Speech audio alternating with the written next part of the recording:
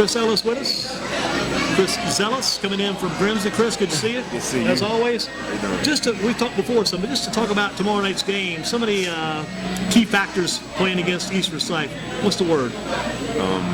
They're a well-coached team, Finn State Championship, so we know coming in is going to be a fight, but for us, on offense side of the ball, we're just looking to hit our big plays when we need them and just take care of the ball. We've done a great job of managing the ball, managing time, just be able to kill the clock and not let teams get the ball. The more possession we have, that's better for us. So we want to have long drives, get long drives, and eventually get the ball in the end zone.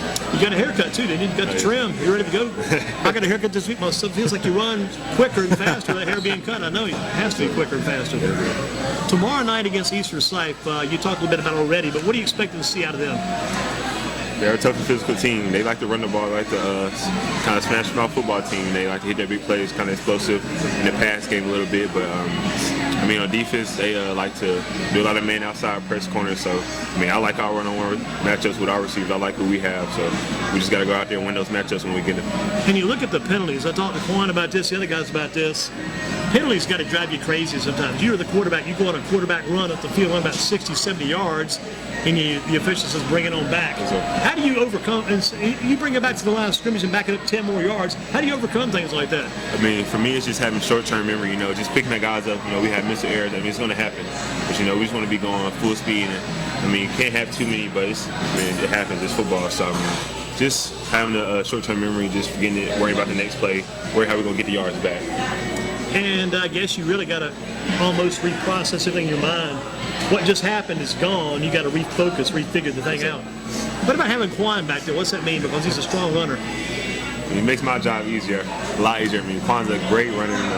He has great vision, great speed, strength, great combination. So for me, just sometimes I just get the ball and I'm watching him go. So it's fun once you hand it off, just watch him go upfield. Do you ever go upfield and get involved in the play after you hand the ball off? Or you kind of stay away from that? A lot of times I'm carrying out my face opposite way, so I'm easy out of the way. So you're still getting popped a little bit too then. Yes, the challenge in tomorrow night's game against East Forsyth is going to be a big one, but why do you think Grimsley has a good chance to win this game? We're a great team. They're a great team. We've worked really hard in this offseason. You used to see it come together during the season, starting off undefeated. So, I feel like we have the best chance than anybody to go up against them and knock them off. Last year versus this year, you lost to them twice last year. How far have you guys come since then, you think? Came a long way. Our defense was pretty good last year, but this year it's amazing. In the offense, we have so many weapons. We're spreading the ball around. It's kind of hard to defend us because we have so many weapons. So I think those are our big differences. What about Lawson Albright last week against down the road at Knightdale? 4 touchdown receptions. You got to feel like you got a Greg Olson out there right now. What was that like? Adding Lawson has been a big difference in the offense. He's kind of that X factor on the team on the offensive side of the ball.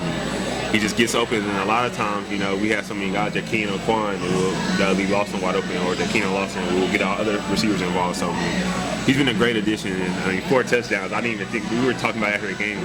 That's crazy. Haven't heard of that very often, especially from a tight end. Listed as tight end, he's pretty much almost like a wide receiver. He gives you such a big target too, which is a help. He's really versatile. He has some good speed. He can run it. He also knows we line him up out wide. So he just gives us so many different looks. It's kind of hard to defend him. And that makes guys like Quavian Mayo and also Tutu, their job's easier too, because they're going to be thinking about Lawson, Albright, and let those guys get open. Yes, sir. That's a good thing. We have Quan, they key on Quan, then they try to key on Lawson. That just opens up the whole offense. Having those guys just opens up the offense for everybody. Let's dig into this up maybe a few weeks earlier. I'm going to just dig into this right now. A couple weeks ago, Quan had to miss that one game. Cam Allison comes in. Talk about the job that Cam did that week against Smith. Did a great job. Coach Brown always preaches next man up, so everybody gets reps in practice during the week, just so you have to be ready. And you have to pay attention. Talks a lot about getting mental reps.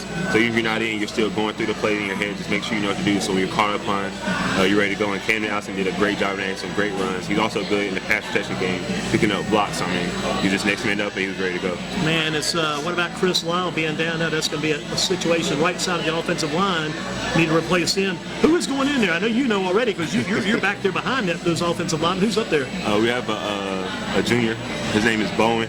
he's going in to replace Lau. I mean, he played a lot. He actually played a lot in the Southeast game. So, I mean, everybody's got experience on the offensive line. He knows his job. We've been having a good week of practice with him in. So, I feel comfortable. I mean, of course, losing Lau's senior leadership, that's a big loss on the offensive line, but we'll be ready to go. And against Nightdale, was that a close game at any time, or did you guys pretty much stretch that one out when you needed to?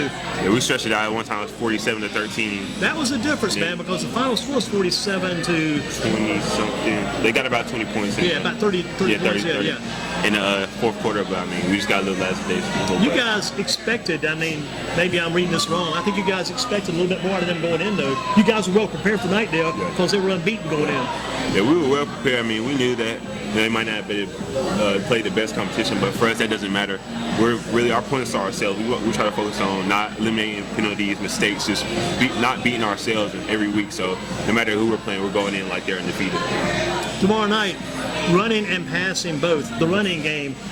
Talk about your running game from a quarterback standpoint. Seeing that whole field, how big is that going to be for you? Seeing the other side, and you look across that line of Eastern Slave's defense, you got time to get those reads, got time to study. What are you seeing as you begin to try to maybe think about running that ball? I mean, that's just part of our game plan, running the ball. We're a smash mouth team. So, I mean, just seeing what they give us early, some of the looks on defense when our formations, that's kind of weird. Coach Tripp does a great job of, seeing up top in the box what they're giving us in certain formations and picking out the holes in their defense. So when it's time for me to run or time for corner run, we're calling the right plays and we're executing. Beginning to really think about passing the ball against Eastern Slave.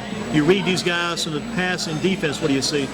There's a lot of press man, one high safety, so I mean that's man up across the board. I like a lot of our matchups, especially on the inside and on the outside. So I mean just finding those matchups throughout the game, seeing the trends, seeing who's been getting open more during the game, just making halftime adjustments. But all our pass game, I like our pass game this week. So I mean, we'll be ready. Is there any class you take at Grimsley that kind of helps you with football as far as there's going to be some class that allows you to maybe see some of these things in the field, some of these reads, anything that kind of correlates there and from the classroom over there?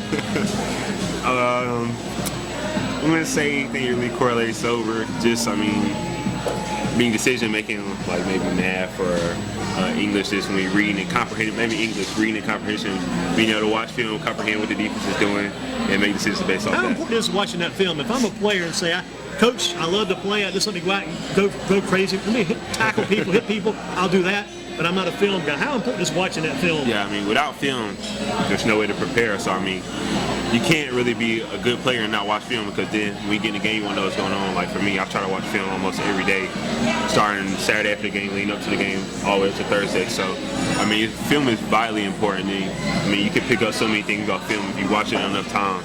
And then when you go into the game, watching film, knowing what they're going to do, that makes you play better. You're more relaxed and comfortable because you're not worried about, what are they going to do when this happens, because you've already seen it on film so many times. What about little college football talk? North Carolina game last week. They're playing Clemson. They decided to go for 2.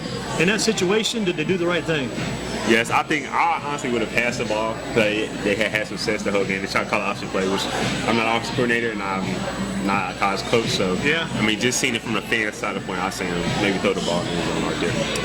It reminds me right now, as you were talking about that, I started thinking about that. It reminds me of the game where the Panthers had to decide whether or not to give the ball to Christian McCaffrey or to Cam Newton early in the season. They gave it to McCaffrey, couldn't get in the end zone on the run, but in the same way that Carolina back ran to that right side. So what you're saying there kind of makes me think about that game as well. What about if you got the same situation against Duke or NC State, your Carolina?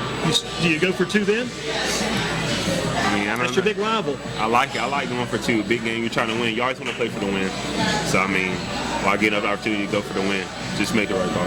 What about college athletes being paid? Because some of you younger guys might see some of their. I think it's a good thing, College athletes put so much, and they bring so much money into the school. I mean, they should get a portion of it. They work so hard.